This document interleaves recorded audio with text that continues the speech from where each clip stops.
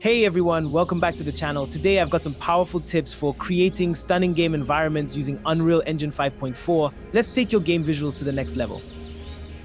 First, utilize Lumen for real-time global illumination and reflections. It makes your environment look realistic and dynamic. Adjust the intensity and color to match the mood of your game. Nanite is your best friend for high detail models. Import high poly assets without worrying about performance.